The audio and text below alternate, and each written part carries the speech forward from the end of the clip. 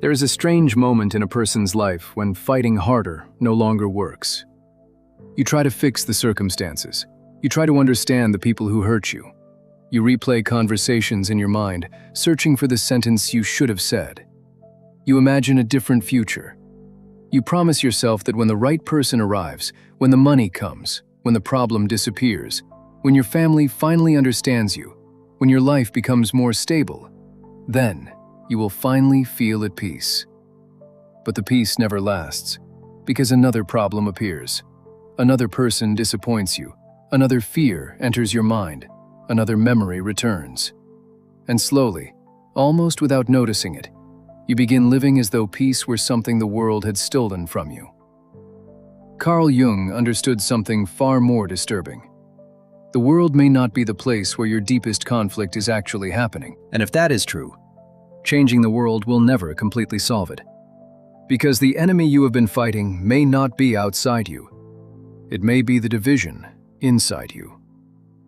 There is the person you believe you should be, and there is the person you actually are. There is the life you show others, and there is the life occurring secretly inside your mind. There are emotions you allow yourself to feel, and emotions you immediately suppress. There are desires you proudly acknowledge, and desires you hide, even from yourself. There is the identity you defend, and somewhere underneath it, there is another self waiting to be recognized. This division creates an invisible tension, and you can carry that tension for years without understanding why you are exhausted. You call it stress. You call it anxiety. You call it overthinking. You blame your work, your relationship, your childhood, your circumstances. Sometimes those things genuinely are painful, but underneath them, there can be something even deeper. You have become separated from yourself. And this is where the search for peace becomes dangerous. Because most people try to eliminate the symptoms of inner conflict without ever meeting the conflict itself. They distract themselves. They stay busy. They consume. They scroll. They chase relationships. They chase achievement. They chase recognition. They chase spiritual experiences. They even chase self-improvement. Anything that prevents them from sitting quietly long enough to hear what is happening underneath the noise. But eventually, life removes some of those distractions. And when it does, silence can become terrifying. Not because silence contains nothing, but because silence contains you. This is why some people cannot be alone without reaching for their phone. Why some need constant conversation. Why some become uncomfortable when nothing is happening. Why some immediately create another goal after achieving the previous one. Stillness begins exposing everything movement allowed them to avoid. And Jung believed that psychological development requires exactly this confrontation. Not with some perfect version of yourself, but with the parts of yourself your conscious identity has rejected. Your shadow. The word is often misunderstood. The shadow is not simply everything evil inside you. It is everything your conscious personality has refused to identify with. Your anger may be there, but your courage may be there too. Your envy may be there, but so may an unlived ambition. Your selfishness may be there, but so may your ability to establish boundaries.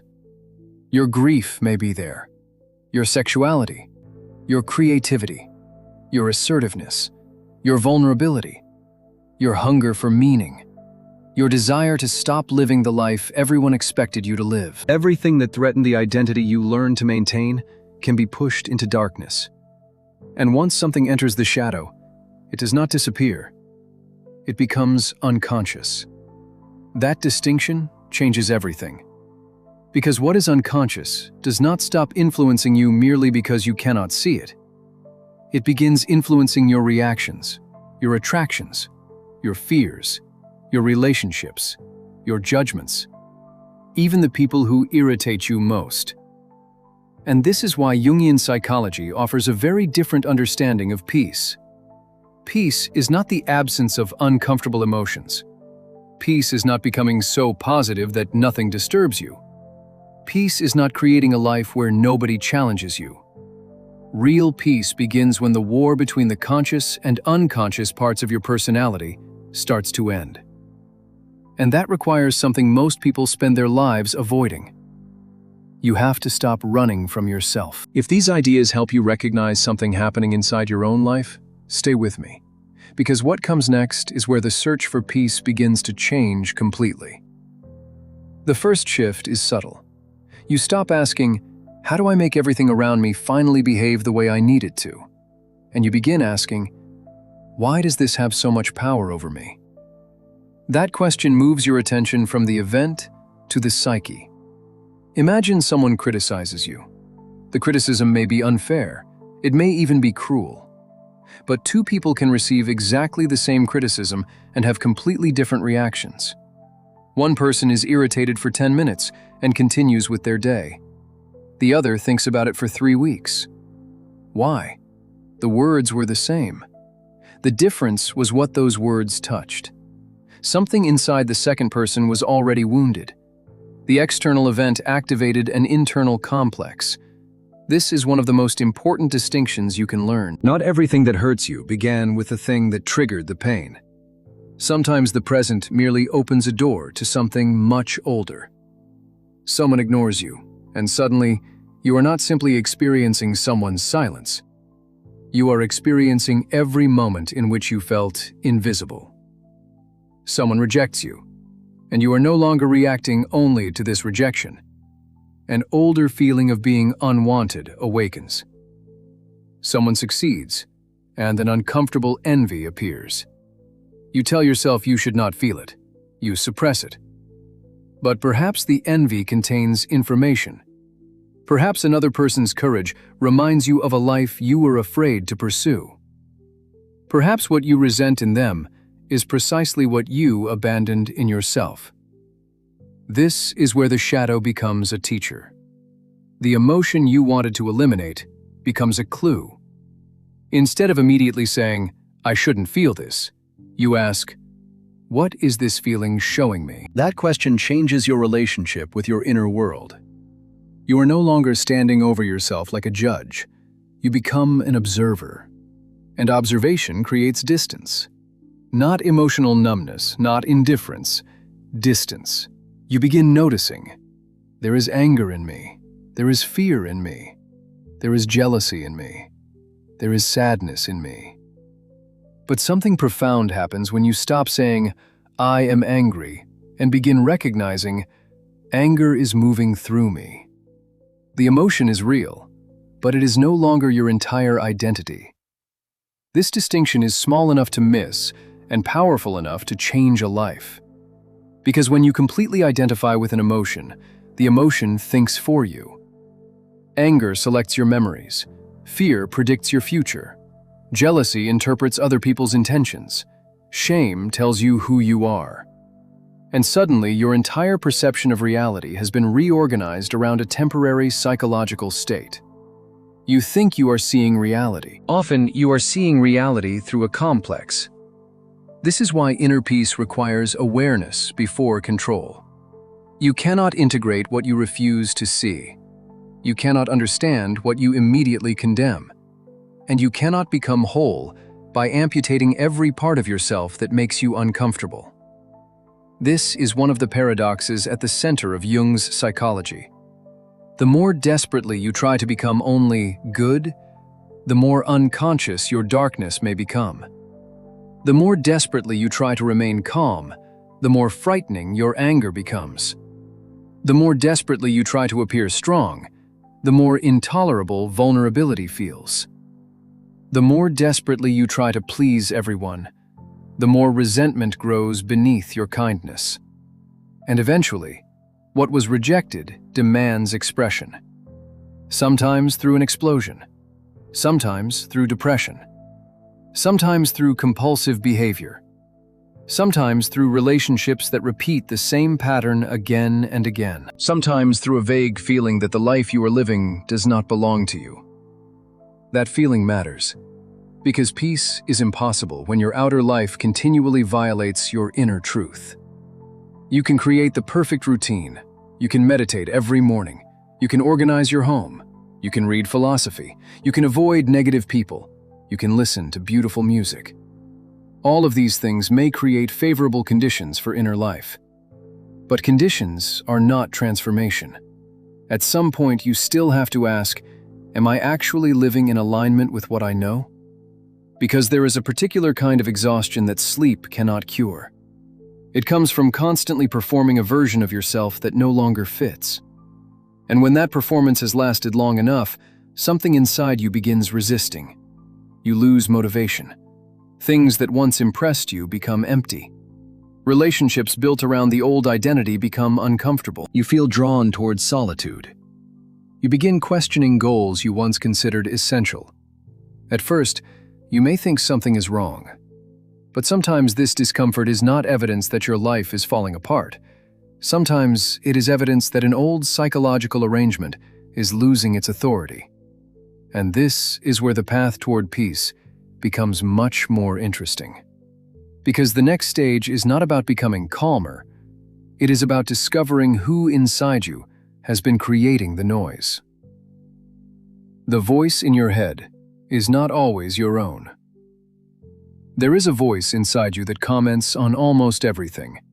It tells you what you should have said, what other people probably think about you, what might go wrong tomorrow, why you are behind, why someone has not replied, why you should be worried, why you should have done more, why you should not relax yet. And because this voice has been with you for so long, you assume it is you. But listen carefully. Where did it learn to speak like that? Some of the sentences running through your mind did not originate with you. They were absorbed from parents, teachers, culture, relationships, expectations, comparison, from moments when you learned what you had to become in order to be accepted. Maybe the voice says, you should be doing more. Perhaps achievement once brought approval. Maybe it says, don't disappoint anyone. Perhaps love once felt dependent on obedience. Maybe it says, don't let them see you struggling.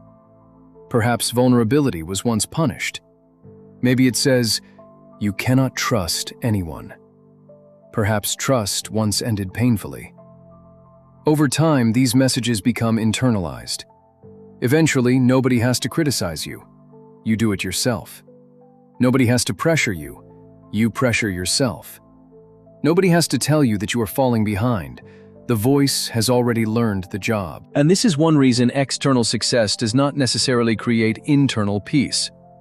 You can escape the person who judged you while carrying their judgment inside your own mind for decades. You can leave the environment that demanded perfection and continue demanding perfection from yourself. You can become completely independent while still living according to rules you never consciously chose. The prison becomes internal. And because the guard speaks in your own voice, you rarely recognize it. This is why one of the deepest forms of psychological work is learning to question the authority of your own thoughts. Not every thought deserves obedience. Not every thought deserves belief. A thought can appear without being true. That sounds obvious, but most people do not live as though it were obvious. A thought appears, they're losing interest in me. Immediately the body reacts. Another thought follows, I knew this would happen. Then another, I always ruin relationships. Within minutes, an entire emotional reality has been constructed. But what actually happened? Perhaps someone simply took longer than usual to respond. The event was small. The psychological story became enormous. And the story created suffering before reality had even spoken. This is why peace requires a different relationship with thought. You do not need to stop thinking. You need to stop treating every thought as a command, prediction, or fact. There is a space between the appearance of a thought and your decision to follow it. Most people never notice that space. But once you do, something extraordinary begins. You can hear the thought, you are going to fail. And instead of arguing with it for an hour, you notice it. Fear is speaking. You can hear, they don't respect you. And instead of immediately reacting, you wait. Perhaps a complex has been activated. You can hear, You need to prove yourself. And ask, to whom? Why? What happens if I don't? This is not passive thinking, it is conscious thinking. And conscious thinking creates inner authority. You cannot find peace while constantly trying to control other people. There is another battle that quietly consumes enormous amounts of psychological energy, trying to manage other people's perceptions of you. You want them to understand your intentions. You want them to recognize your value. You want them to admit they were wrong. You want them to appreciate everything you did. You want them to see the situation exactly as you see it. And when they do not, you continue the conversation in your head. Hours later, sometimes years later. You imagine explaining yourself perfectly. You imagine confronting them. You imagine them finally realizing what they lost. You imagine receiving the apology. You imagine proving that you were right. But notice what has happened. The person may no longer even be present. Yet psychologically, they are still occupying your inner world. You are still performing before them, still defending yourself, still trying to control their judgment. And peace remains dependent on something you cannot control. This is one of the most painful forms of psychological captivity. You have given another person's perception authority over your internal state. If they understand you, you can relax. If they approve, you feel worthy. If they apologize, you can heal. If they regret losing you, you can move on. But what happens if they never do? What happens if the person who hurt you never understands? What happens if someone creates a completely inaccurate version of you in their mind and keeps it forever? Can you still be at peace? This question reveals something important. Peace sometimes requires allowing yourself to be misunderstood. Not because truth does not matter, not because you should never defend yourself, but because there comes a point where explanation becomes psychological dependence. You are no longer communicating. You are trying to force another mind to become the source of your peace. And no mind outside your own can reliably carry that responsibility. Projection is why some people live inside your head. Jung's concept of projection becomes essential here. Sometimes the person you cannot stop thinking about has become more than a person. They have become a psychological container. You place something onto them.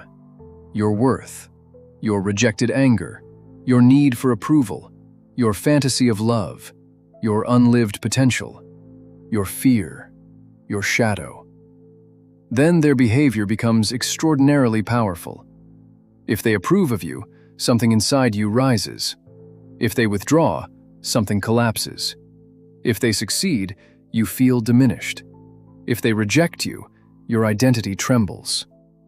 But the intensity is not always coming entirely from who they are. Part of it may be coming from what your psyche has placed upon them. This is why withdrawing a projection can feel like waking from a dream.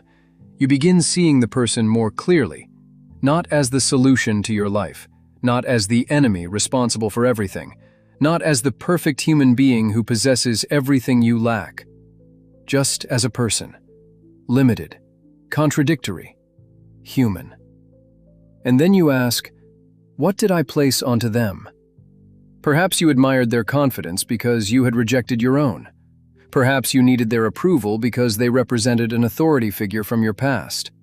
Perhaps their rejection devastated you because it activated an older belief that you were unworthy. Perhaps you hated their selfishness because you had never permitted yourself to have needs. When you recognize this, psychological energy begins returning to you. The person becomes smaller. Your inner life becomes larger. And this is one of the most liberating movements toward peace. You stop requiring the external world to carry parts of yourself you have not yet integrated. Peace begins when you stop abandoning yourself to avoid conflict. Many people think they are peaceful because they rarely argue. They are agreeable, helpful, understanding. They forgive quickly. They avoid confrontation. Everyone describes them as kind. But inside, resentment is growing. They say yes when they want to say no. They remain silent when something hurts. They tolerate disrespect because they do not want to create tension. They become responsible for other people's emotional states. And eventually they feel exhausted without understanding why. This is not peace. This is suppression. And suppression often looks peaceful from the outside. A person can create harmony in every room while carrying a war inside themselves. Why? Because they learned that external conflict was dangerous. Maybe disagreement once threatened love. Maybe anger in the family was frightening. Maybe they were praised for being easy, mature, helpful, good. So they created a persona around accommodation. The peaceful one. The understanding one. The person who never causes problems. But the shadow remembers every no that was turned into yes, every boundary that was ignored, every truth that was swallowed. And eventually the rejected aggression begins appearing somewhere, perhaps through resentment, passive aggression, sudden explosions, exhaustion, withdrawal, or fantasies of disappearing from everyone. This is why Jung's concept of wholeness is so different from simply being nice. Wholeness includes your capacity for conflict. Not unnecessary conflict, not cruelty, but the ability to say, no, that hurt me. I disagree. I cannot do that. This does not work for me. I need something different. These sentences can feel terrifying to someone whose identity depends on being accepted. But every time you betray your own truth to preserve someone else's comfort, the price is paid internally. And eventually, you begin associating relationships with exhaustion. Not because connection itself is exhausting, but because performing inside connection is. This is why boundaries can create more peace than endless accommodation. A boundary tells the psyche, I will not abandon you simply because someone else is disappointed. That is a profound form of self-trust. The peaceful person is not the person who never feels anger. Anger is one of the emotions most frequently exiled into the shadow, especially by people who want to see themselves as spiritual, loving, rational, or compassionate. They believe anger is beneath them. So when it appears, they immediately suppress it. But anger has psychological information. Sometimes anger reveals entitlement, sometimes wounded pride, sometimes projection. But sometimes anger says, a boundary has been crossed. Sometimes it says, something important is being violated. Sometimes, you have remained silent too long. The goal is not to obey anger blindly. Anger can become destructive when unconscious. The goal is to understand what energy exists inside it. Can aggression become assertion? Can resentment become a boundary? Can frustration become action? Can the energy you used to suppress anger become the courage to speak? Integration transforms energy. Suppression merely hides it. And this distinction matters because inner peace does not require you to eliminate the darker emotions. It requires you to develop a conscious relationship with them. You can feel anger without becoming cruel. Feel fear without becoming obedient to fear. Feel jealousy without turning it into hatred. Feel grief without believing your life has ended. The emotion becomes something you experience, rather than something that possesses you. And when that begins happening, your inner world becomes less frightening. You no longer need to escape yourself every time an uncomfortable feeling appears. The need to be liked can become a form of inner violence. Think about how much of your life may have been organized around avoiding disapproval. The clothes you wore, the career you chose, the opinions you did not express, the relationships you maintained, the dreams you postponed, the boundaries you did not establish, the version of yourself you presented. Human beings need belonging. There is nothing pathological about wanting connection, but there is a difference between belonging and purchasing belonging with pieces of yourself. The cost becomes visible slowly. At first, you make small compromises. You laugh when you do not find something funny. You agree when you do not agree. You hide an interest because people might judge it. You remain in conversations you hate. You allow behavior you dislike. Each individual compromise seems insignificant, but over years, they accumulate into a question. Where did I go? This is one reason solitude becomes important in inner development. Not because people are bad, not because isolation is enlightenment, but because sometimes you need enough distance from the expectations around you to hear which desires are actually yours. When nobody is watching, what do you enjoy? When nobody can praise you, what still feels meaningful? If nobody could ever know you accomplished it, would you still want it? If nobody were disappointed, what would you stop doing? These questions can be uncomfortable because they reveal how much of identity is relational. You may discover that a goal you pursued for 10 years belonged partly to an audience in your head. You may discover that the life you envied would not actually make you happy. You may discover that what you truly want is quieter than what you were taught to want. And that discovery can initially feel like loss. Because the persona has goals, the ego has an image, society has expectations. But the deeper psyche may be moving somewhere else entirely. Why solitude can feel unbearable before it becomes peaceful. There is a difference between loneliness and solitude. Loneliness is the pain of disconnection. Solitude can become the space in which connection with oneself becomes possible. But if you have spent years escaping your inner life, solitude does not initially feel peaceful. It feels loud. Memories return. Unfinished conversations return. Regrets return. Questions return. You suddenly notice how restless your mind actually is. This is why distraction is so seductive. The moment discomfort appears, you can make it disappear. A screen, a message, a video, a purchase, food, work, noise, anything. And there is nothing wrong with entertainment. The problem begins when stimulation becomes the only way you know how to regulate your relationship with yourself. Then, silence becomes threatening. But if you remain with silence carefully, something changes. The first layer is noise, then restlessness, then perhaps sadness, then thoughts you have been avoiding. But beneath these layers, you may begin encountering something different. A quieter sense of yourself.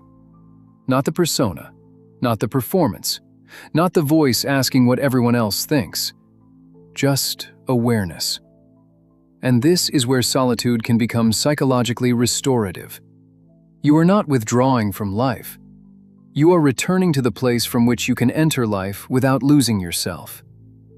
And there is another layer beneath even this. Because sometimes what destroys peace is not what is happening now. It is what happened years ago, that you are still psychologically trying to change. You cannot change the past, but you can stop living inside it. There are conversations you have had hundreds of times without the other person being present. You remember what they said, what you should have said, what you wish you had done. You reconstruct the moment, change the dialogue, imagine a different ending. Sometimes you imagine receiving an apology. Sometimes you imagine finally making them understand. Sometimes you imagine yourself responding with the strength you did not have then. And for a few seconds, the fantasy gives you relief. Then reality returns. The past remains exactly where it was. This is one of the most exhausting psychological battles a person can fight. Trying to change something that exists only in memory. You cannot return to the moment, but emotionally, part of you may still be living there. And this is why time alone does not always heal. Years can pass while a psychological wound remains organized around the same event. The calendar moves, the psyche does not. You may leave the relationship, leave the house, leave the city, stop speaking to the person. Build an entirely different life. and still carry the old conversation inside you. This is why letting go is often misunderstood. People say, just forget about it, stop thinking about them, move on. But the unconscious does not respond to commands like that. You cannot force something into psychological completion simply because you are tired of feeling it. In fact, the more aggressively you try not to think about something, the more energy you may give it.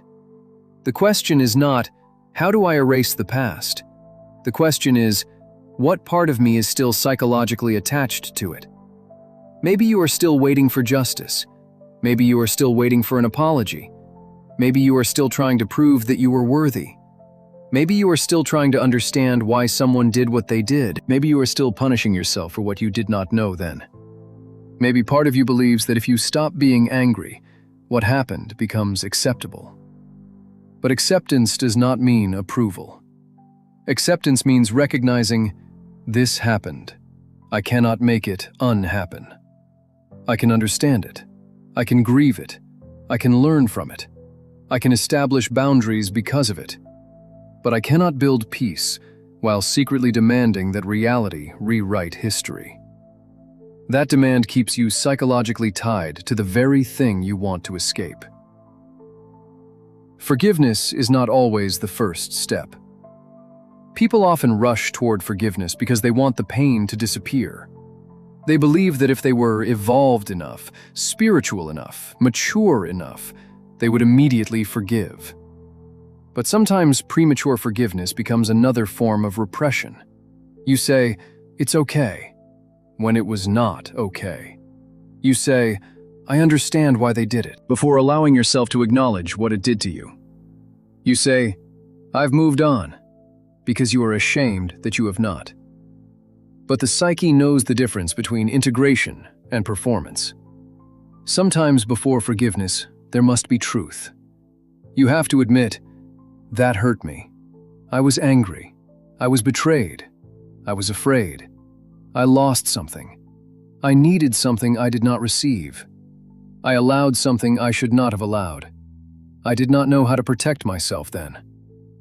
This is not self-pity. It is psychological recognition. What is acknowledged can begin to change. What is denied continues operating from darkness. And sometimes the person you most need to stop condemning is not the one who hurt you. It is the version of yourself who survived it. You look backward with today's consciousness and judge yesterday's self. Why didn't I leave sooner? Why did I believe them? Why did I tolerate that? Why didn't I speak? How could I have been so naive? But the person asking these questions possesses knowledge that the earlier version did not possess. You are judging the past with information gained partly because of the past. That is not fair judgment. The younger self made choices with the consciousness available at the time. Perhaps they were afraid, dependent, lonely, conditioned, unaware. Perhaps they repeated what had always been familiar. Understanding this does not remove responsibility. It introduces compassion into responsibility. You can say, I would choose differently now, without saying, I should hate who I was then. And that distinction can release enormous psychological energy. Because inner peace becomes impossible when your own past self has become another enemy living inside you. The person you were deserves to be understood, not erased. Jung's idea of individuation is not about constructing a superior identity and destroying everything that came before it. It is about greater wholeness. And wholeness includes your history. The frightened version, the dependent version, the angry version, the confused version. The person who wanted approval, the person who stayed too long, the person who failed, the person who hurt someone, the person who did not yet understand. All of them belong to the psychological story that produced the consciousness you have today. You do not have to remain them, but you cannot become whole by pretending they never existed. This is why some people remain trapped in endless self-improvement. They are not actually developing, they are running. Every new version of themselves is created to escape the previous one. More disciplined, more successful, more spiritual, more attractive, more productive, more emotionally controlled. But underneath all that improvement is a hidden sentence. I cannot tolerate who I have been. That is not peace. That is war wearing the clothes of personal growth. Real transformation eventually allows you to look backward without needing to destroy the person you see.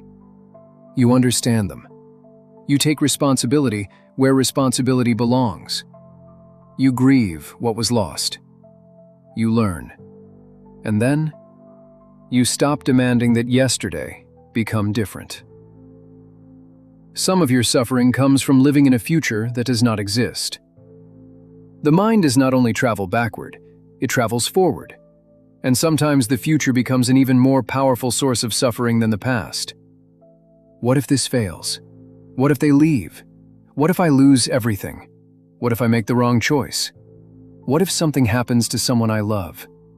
What if I never become who I thought I would become? The mind generates possibilities. Then the body reacts as though possibilities were events. Nothing has happened, but physiologically and emotionally, you are already living through it. This is one reason peace cannot simply mean arranging life so that nothing uncertain remains. That day will never come. There will always be uncertainty. You cannot guarantee that people will stay. You cannot guarantee health forever. You cannot guarantee that every decision will succeed. You cannot guarantee that you will never be betrayed. Never fail. Never lose. Never change your mind. Never regret something. If peace requires certainty, peace is impossible. And this realization can initially feel frightening, but eventually it can become liberating, because perhaps you do not need certainty. Perhaps you need a different relationship with uncertainty. Instead of asking, how can I guarantee that nothing painful happens? You begin asking, can I trust myself to meet life when it happens? Those are completely different psychological positions. The first tries to control reality. The second develops inner capacity. One creates endless vigilance. The other creates resilience. Peace is not knowing what will happen. Think about how much energy is spent trying to predict. You analyze messages, facial expressions, silence, market conditions, other people's moods, every possibility. You tell yourself you are preparing, but often you are trying to eliminate uncertainty through thought. The mind believes, if I think about this enough, I can prevent pain. So it continues, again, again, again. But there is a difference between solving a problem and circling a fear. Problem solving moves toward action. Rumination moves toward another thought. You consider the options, make a decision, act. That is thought serving life. But when you have already considered the same question 50 times and no new information exists, thought may no longer be solving anything. It may be feeding the illusion of control. This is where presence becomes psychologically important. Not as a slogan, not as pretending the future does not matter, but as a recognition that life can only be responded to from the moment in which you actually exist. You can plan tomorrow, but you cannot live tomorrow today. You can learn from yesterday, but you cannot live yesterday again. There is only this moment in which consciousness can choose. And every time the mind leaves the present to rehearse a catastrophe it cannot resolve, you can notice. There is the future again. There is fear trying to become certainty. And then you return. Not forever, just now. That is enough. Why purpose creates a different kind of peace. There is a form of peace that does not come from comfort. It comes from direction. You can be tired and still feel internally coherent.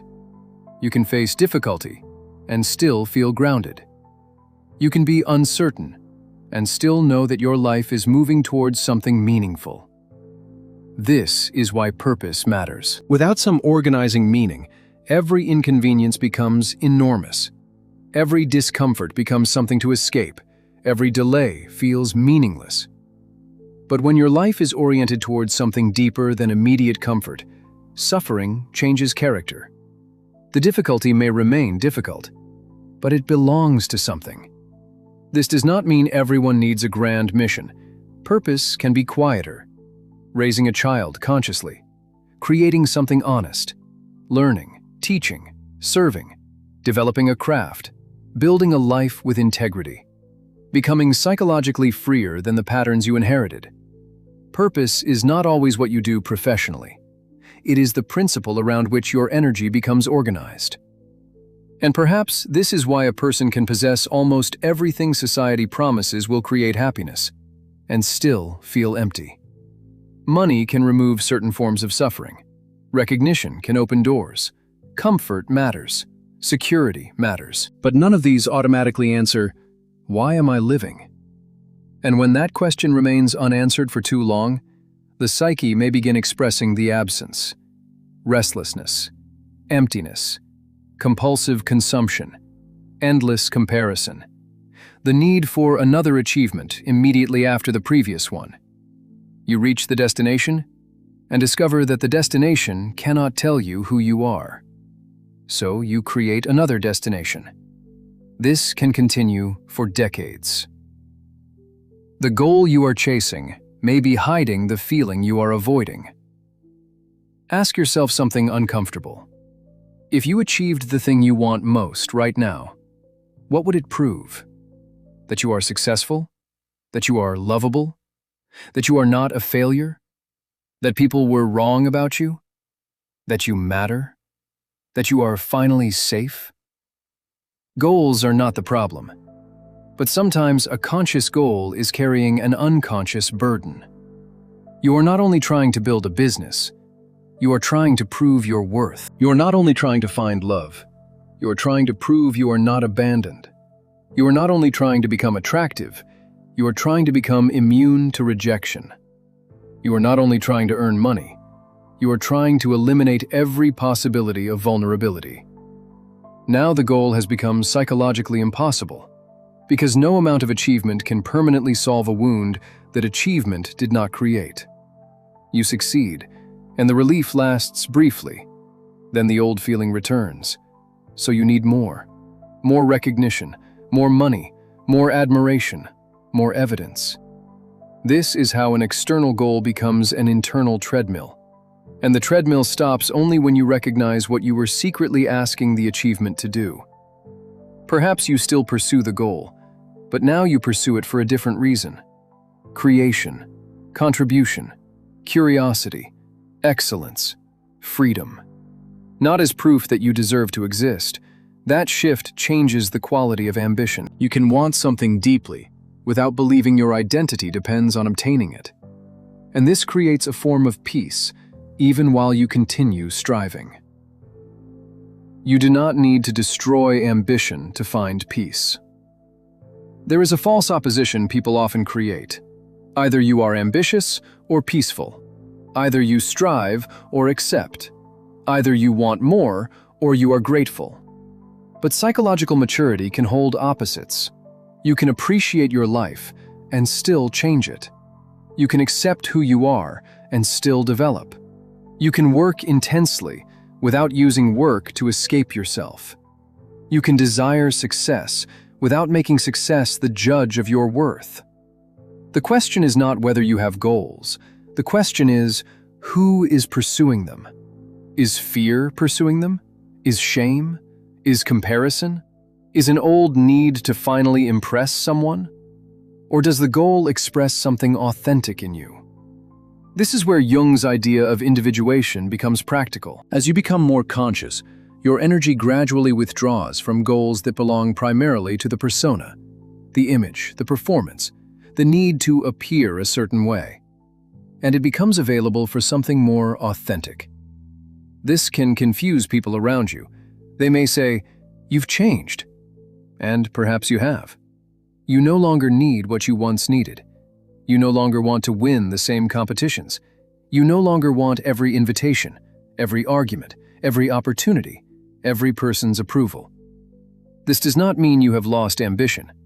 Perhaps your ambition has become more selective. You are no longer trying to become impressive. You are trying to become whole. And those are not the same journey. There is a moment when you have to stop asking life for permission. At some point, inner peace requires a decision.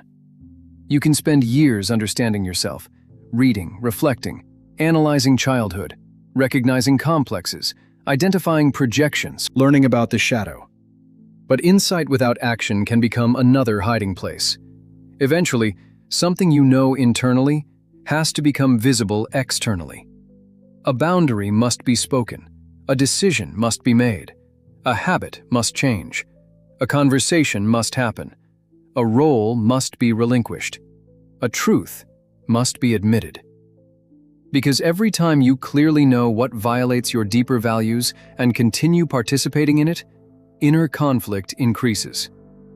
This does not mean every feeling deserves immediate action. We have already seen why that would be dangerous.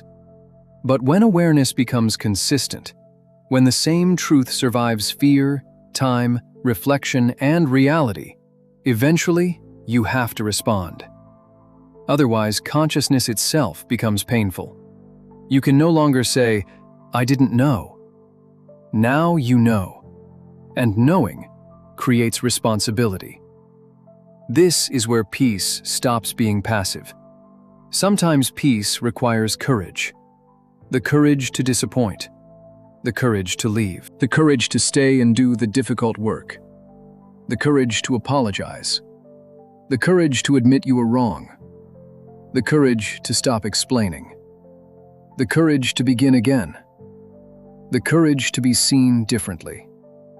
And sometimes, the courage to live without the approval you spent your entire life trying to secure.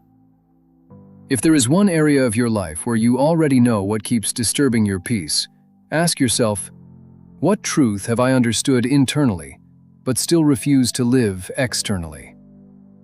You do not have to answer publicly, but do not rush past the question. Because very often, peace does not arrive when you discover another insight. It arrives when your life finally stops contradicting the insight you already have. And there is one final shift that brings all of this together. Because after the shadow, the past, the future, the projections, the boundaries, the goals, and the need for approval, you eventually encounter the question beneath every other question. Who are you when you stop fighting to become who you think you should be? Peace begins when you stop trying to become someone else. There is an image of you inside your mind, the person you think you should become. More disciplined, more successful, more confident, more attractive, more productive, more emotionally stable, more respected, more enlightened.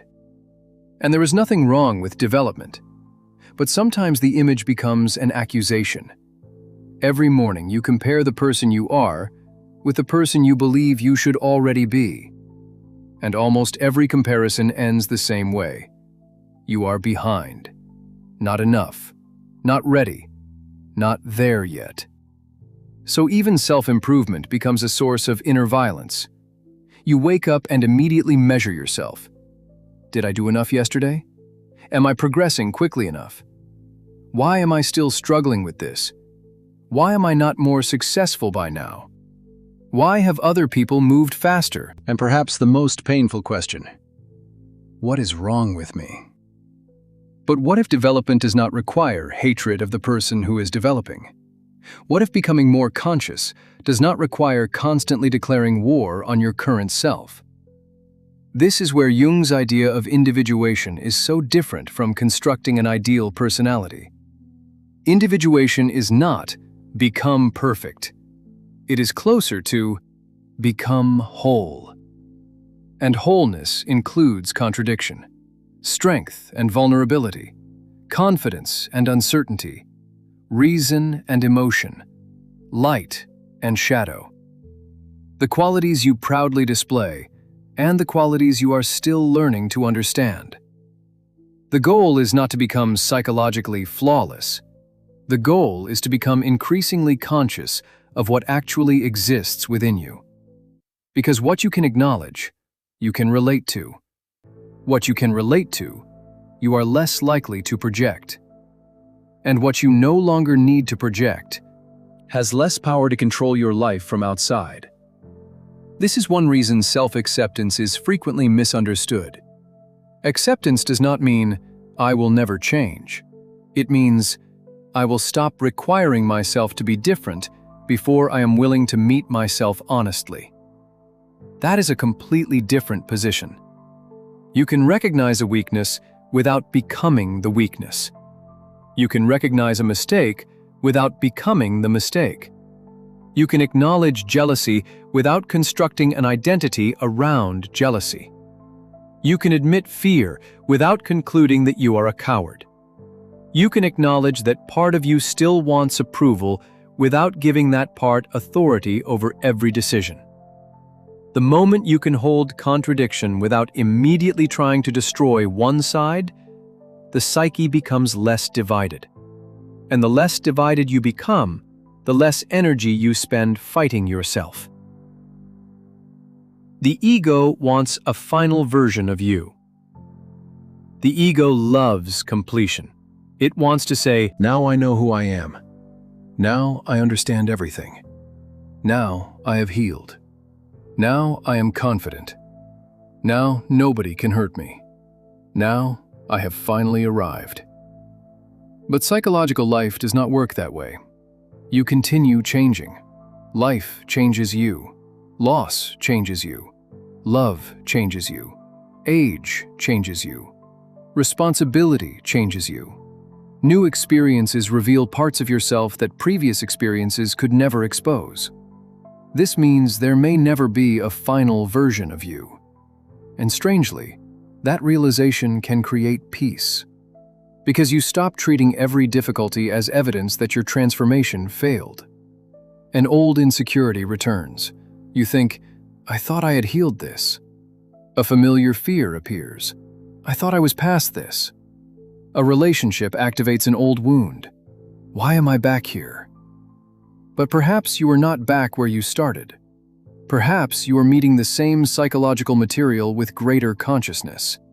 That is different. The old feeling may appear, but now you recognize it. You do not automatically obey it. You do not build an entire identity around it. You know where it comes from. You can remain present while it moves through you. This is growth. Not the disappearance of every difficult inner state, but a transformation in your relationship with those states. And that is much more realistic than trying to become untouchable. You do not need to win every inner battle. Some thoughts will return. Some memories will return. Some days will feel heavier. Some situations will activate you. Peace does not require you to defeat every one of them.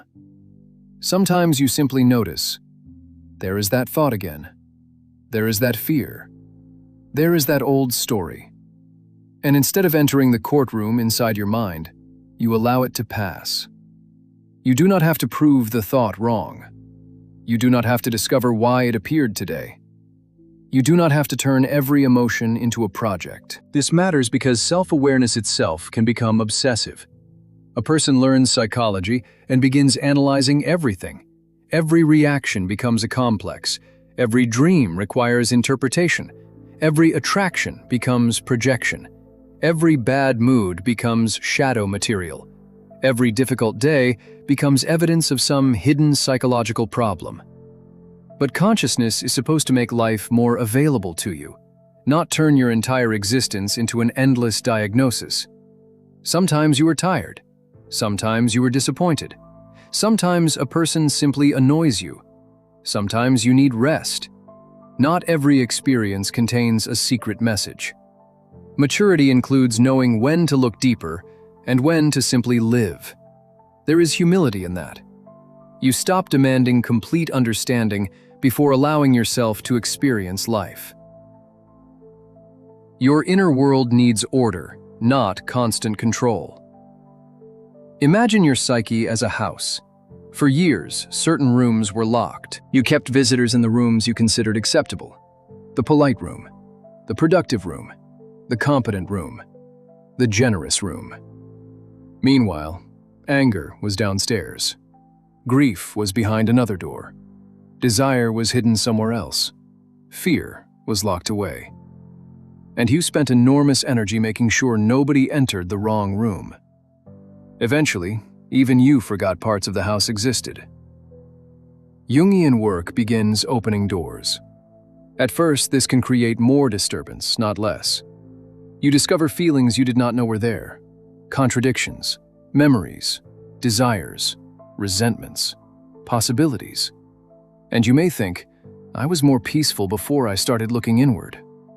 Perhaps you were quieter, but quiet is not always peace. Sometimes quiet is simply unconsciousness. The goal is not to throw open every door and allow chaos to take over. The goal is relationship. You can acknowledge anger without letting anger run the house. You can acknowledge fear without letting fear decide where you go. You can acknowledge desire without obeying every desire. You can acknowledge the shadow without becoming possessed by it. Consciousness becomes the capacity to hold these different parts in relationship. And gradually, the house feels less haunted. Not because every difficult part disappeared, because fewer parts have to hide. The self is larger than the persona you have been defending. This leads toward one of Jung's most important ideas, the self. For Jung, the self was not simply the everyday ego. It represented the greater totality of the psyche, conscious and unconscious, known and unknown. The ego says, "This is who I am." The deeper psyche repeatedly answers, "You are more than that." You say, "I am the strong one." Life introduces vulnerability. "I am the rational one." Emotion arrives. "I am the kind one." The shadow reveals anger. "I am independent." A relationship exposes dependency. "I don't care what anyone thinks." Rejection exposes how much you care. Each contradiction can feel like an attack on identity, but perhaps it is an expansion. The psyche keeps refusing to fit inside the narrow definition the ego created. And when you understand this, you stop interpreting every contradiction as failure. Maybe you are not falling apart. Maybe the definition was too small. This is why individuation can be painful. A narrow identity feels safe. You know the rules. You know how to behave. You know what people expect. Wholeness is less predictable. It requires you to contain more of yourself. And yet this is also where a deeper peace becomes possible, because you no longer have to defend one tiny version of yourself against everything that contradicts it. You become psychologically larger. Peace is what remains when you no longer need everything to agree with you. Your circumstances will not always cooperate. People will misunderstand you. Some will dislike you. Some doors will close. Plans will fail. You will make mistakes. You will occasionally disappoint yourself. You will lose things you wanted to keep. You will encounter parts of yourself you wish were not there. If peace depends on eliminating these experiences, you will spend your entire life waiting. But something changes when peace becomes less dependent on control. You can disagree without needing to destroy the other person. You can be rejected without rejecting yourself. You can fail without turning failure into identity. You can feel fear without assuming fear means stop. You can experience uncertainty without immediately demanding an answer. You can remember the past without living there. You can plan for the future without mentally moving into it. This is not emotional perfection. It is inner flexibility. And flexibility is much stronger than the rigid control we often mistake for strength. A rigid identity breaks when reality contradicts it. A more integrated personality can adapt. It can say, "This hurts, and I am still here. I don't know what happens next, and I can remain here.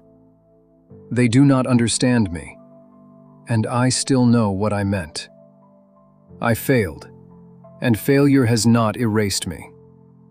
I changed my mind, and changing my mind does not make my previous self worthless." This is psychological stability, not the absence of movement, the ability to remain related to yourself while life moves. The moment you stop chasing peace. And then, eventually, there is a strange reversal. You stop chasing peace, because you realize that the chase itself was part of the conflict.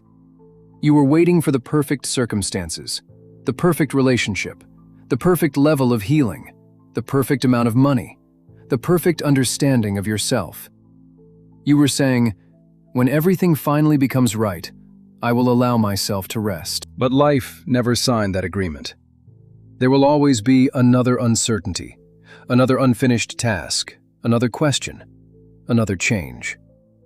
So perhaps peace was never waiting at the end of complete control. Perhaps it begins when you stop demanding that life become completely controllable. You begin where you are, with the mind you have today, the history you have today, the uncertainty that exists today, the parts of yourself you understand and the parts you do not. You stop postponing your relationship with yourself until some improved future version arrives. And this is the inner shift. You stop asking the world to remove every disturbance and begin becoming conscious of the part of you that turns disturbance into inner war. You stop trying to erase the shadow and learn from it. You stop treating every thought as truth.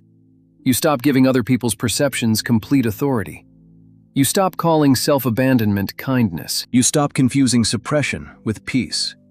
You stop demanding that the past change. You stop demanding certainty from the future. You stop asking achievement to prove your worth. You stop trying to become psychologically flawless. And slowly, energy returns. Energy that was trapped in resentment, comparison, rumination, projection, performance, control, regret, fear. Not all at once, not forever, but enough for you to notice. I do not have to fight everything that happens inside me. And perhaps that is where peace truly begins. The life around you may not change immediately. This is important. You may understand everything we have explored, and tomorrow your circumstances may look exactly the same. The difficult person may still be difficult. The financial problem may still require solving. The grief may still be present. The decision may still be uncertain. The relationship may still require a difficult conversation. Inner work does not make reality disappear, but your position within reality can change. And sometimes that changes more than you expect. Because when you stop needing everyone to approve of you, your decisions change. When you stop abandoning yourself to prevent rejection, your relationships change. When you stop using achievement to manufacture worth, your goals change. When you stop projecting your unlived qualities onto others, your attraction changes. When you stop believing every fearful thought, your reactions change. When you stop fighting the past, your attention becomes available to the present. The external life may begin changing as a consequence, but now you are not changing it from panic. You are changing it from consciousness. And that distinction matters. One question to take with you. Before this ends, there is one question worth carrying into your own life. Not 21 rules, not another perfect routine. One question. When you notice yourself losing peace, ask, what am I fighting right now that I cannot actually control? Another person's opinion? Something that already happened? A future that has not happened? An emotion you believe you should not feel? A part of yourself you refuse to accept? Someone's decision? The possibility of rejection? The fact that life is uncertain? Then ask a second question. What is actually mine to do? Perhaps apologize. Perhaps speak. Perhaps leave. Perhaps stay. Perhaps establish a boundary. Perhaps make the phone call. Perhaps work. perhaps rest, perhaps grieve, perhaps wait, perhaps accept that you do not know yet. The first question releases what does not belong to your control. The second returns you to responsibility. And somewhere between those two, peace becomes possible. If one word describes what has been disturbing your inner peace lately, you can leave that single word in the comments. Control, past, approval, fear, anger, uncertainty. No explanation is necessary. Sometimes naming the conflict is the first moment you stop running from it. And if these explorations help you understand what is happening beneath the surface of your life, stay with the kingdom within. Because the deepest work is not becoming someone the world cannot disturb. It is becoming conscious enough that disturbance no longer automatically separates you from yourself. You will still feel, still struggle, still change, still encounter uncertainty. But you no longer have to turn every difficult experience into a war against who you are. And perhaps this is the peace Jung's psychology ultimately points toward. Not a silent mind, not a painless life, not permanent happiness, but something deeper. The ability to stand within the totality of your own psyche without needing to exile half of yourself. To meet the past without living inside it.